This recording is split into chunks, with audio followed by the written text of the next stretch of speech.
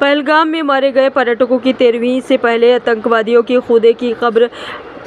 भाजपा नेता व ब्लॉक प्रमुख प्रतिनिधि राजीव सिंह ने की प्रेस वार्ता। भारत के भय से भिखारी देश रहा काप और सेना देश छोड़कर रही भाग। पर्यटकों की हत्या का बदला लेने के लिए देश का हर नौजवान सहित सेना खड़ी तैयार, बोले भाजपा नेता। कानपुर में ब्राह्मण समाज का बेटा मरता है तो नहीं जाते अखिलेश यादव।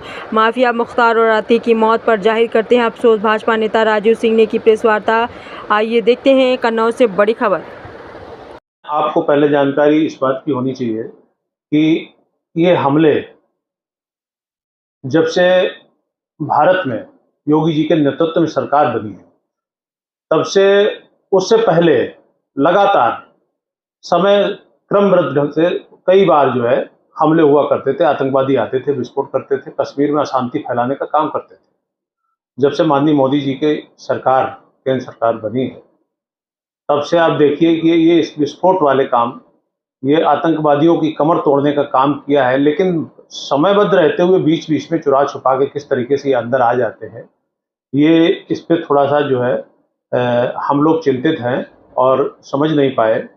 लेकिन ये जो कृत्य लगातार बीच में पीछे 4 वर्ष देखने को मिल रहे हैं कि एक हुआ था तो स्ट्राइक हुई थी, अब की बार ये घुस के आए। इन्होंने निर्दोष लोगों, पर्यटक जो हमारे आवाज घूमने गए थे पर्यटक लोग, और वहाँ पे निर्दोष लोगों की जो हत्याएं की हैं, ये बड़ा निंदनीय है। और इसकी इतनी भरसक पूरे प्रदेश, देश और विदेशों में भी बड़ी निंदा हुई है।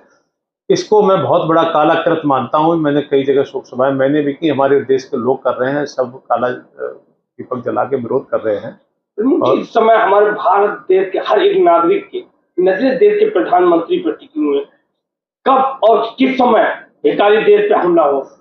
देखिए, ये चूंकि युद्ध की बात है, ये मान लीजिए कि युद्ध लगभग तय हो गया है, और तय हो गया है।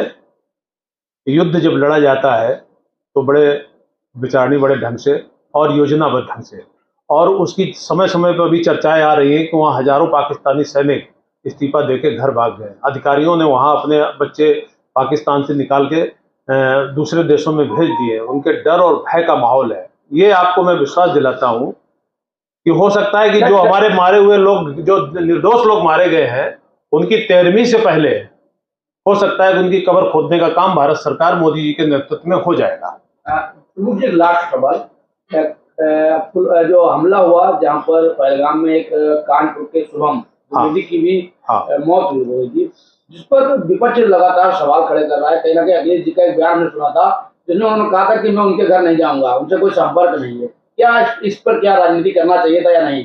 अब देखिए, अखिलेश जी राष्ट्रीय अध्यक्ष हैं समाजवादी पार्टी के, और प्रदेश के मुखिया भी रहे हैं, पूर्व मुख्यमंत्री रहे हैं।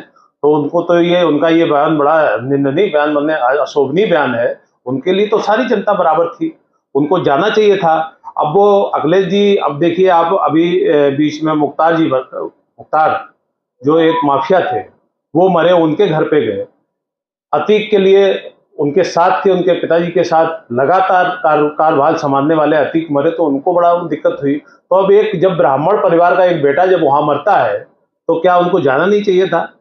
क्या ब्राह्मणों ने उनको वोट नहीं दिए थे? क्या मुख्यमंत्री वो ऐसे उनके वो बन गए थे? तो ये उनकी सोच, छोटी सोच है, और उनको जाना चाहिए था। ये उनकी बड़ी भूल है, और इस पे मैं ज्यादा ना कहते हुए ये यही कहूंगा कि ये राष्ट्रीय अध्यक्ष जी का ये गलत तरीका है।